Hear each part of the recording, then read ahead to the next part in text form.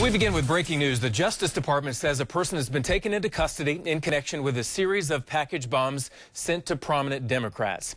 Federal officials are not revealing the man's identity yet. CNN, though, is reporting that he has a Florida address and ties to the New York area along with a criminal history.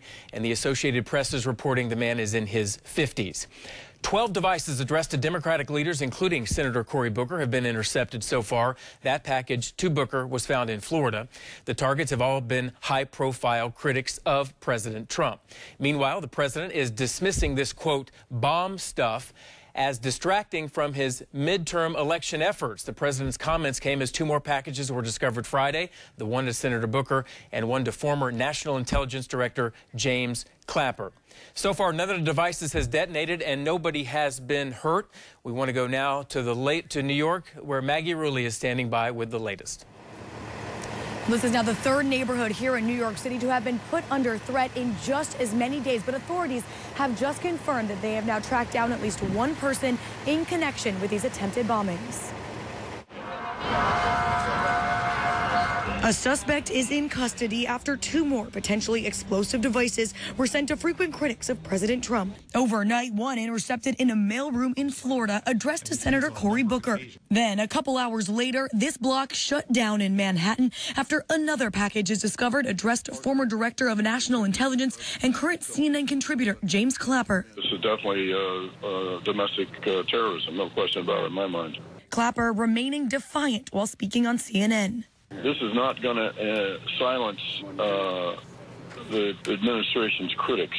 Law enforcement officials are describing these bomb threats as legitimate domestic terrorism and fear more may be out there. These devices should be considered dangerous. Do not touch, do not move, do not handle any suspicious or unknown package. Authorities zeroing in on South Florida to this postal facility just north of Miami. Homeland Security confirming that at least some of the devices were shipped from Florida. Authorities also confirmed that all the packages share the same characteristics. 6 American flag postage stamps, padded yellow manila envelopes, a pipe bomb type device inside, and all listing the return address of Congresswoman and former head of the DNC, Debbie Wasserman Schultz. Obviously, it's devastating, deeply disturbing to have my name used in that way. It's sinister and evil.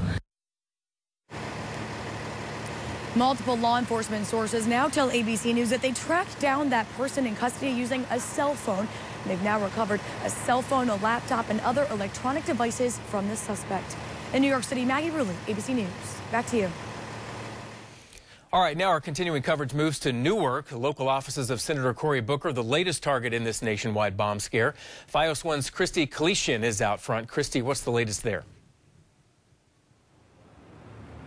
Yes, Brian, I'm here at One Gateway Plaza in Newark, where Senator Cory Booker's North Jersey base office is. But now, just to be clear, the package was addressed to his office in Camden. But residents and neighbors here in Newark tell us they're still concerned for their safety. Technically, if Cory Booker is not safe, then I'm not safe. As a citizen in the city, I need him to be safe too, whether he's good for us or not. We live in one world. We're all global citizens, and I think that we just need to be our brother's keeper. Officials are now sweeping the area surrounding Booker's Camden office, where the suspected bomb, packaged similarly to the previous 10 that have been recovered this week, was addressed to. It was found in a mailing facility in Opa-locka, Florida. Governor Murphy tweeted out today that he's saddened and angered at the situation and that federal, local, and state officials are monitoring the Camden office. Neighbor Sharon adds that people living in Newark are keeping Booker's safety in mind. Show these people that we don't fear you. You have your whole city behind your back. And that's what we are here for, Cory. The Justice Department does confirm that one is in custody in relationship to these packages.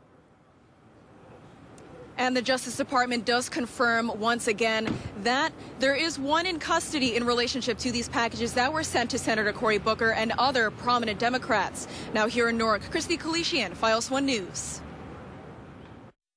And the bomb squad rushed to the scene of a suspicious package in Jersey City, the intersection of Montgomery Lane and Barrow Street, where the possible suspicious package was found.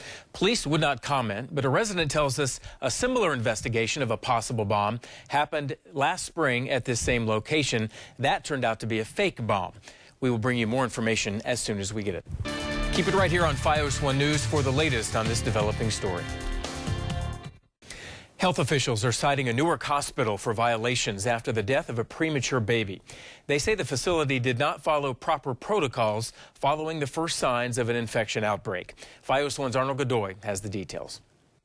University Hospital was found to have several violations officials say could lead to the spread of infections. The discovery was made as officials investigated after several patients became ill with the same infection. One of those patients now dead.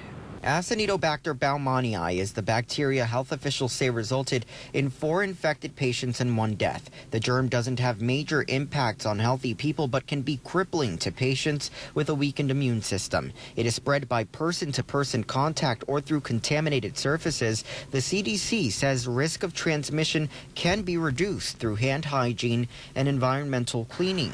All things the New Jersey Department of Health says weren't being done properly at University Hospital in Newark.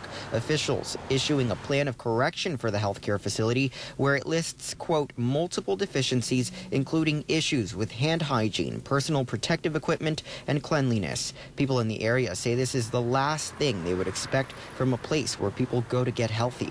I think it's so terrible, because you are thinking that medical facilities should be like clean.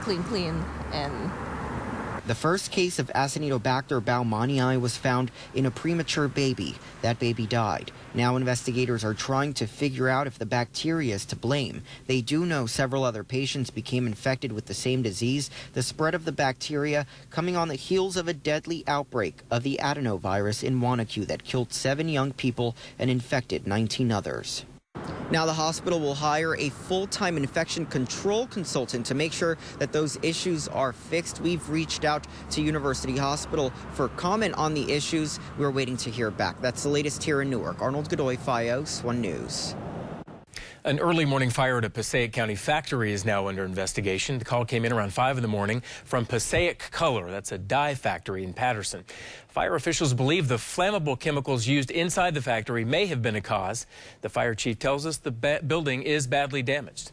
They're going to have to make numerous repairs to get the company back up and running, but we'll make sure it's safe before anything else. The firefighters tell us nobody was hurt and they don't believe anybody was inside when the fire broke out. Halloween is almost here, and we want to show off your costume or display to all of New Jersey. Send us your photos and videos. Use the hashtag FiOS1Spellbound or submit them through our website, and you may see them in our newscasts. We'll be right back.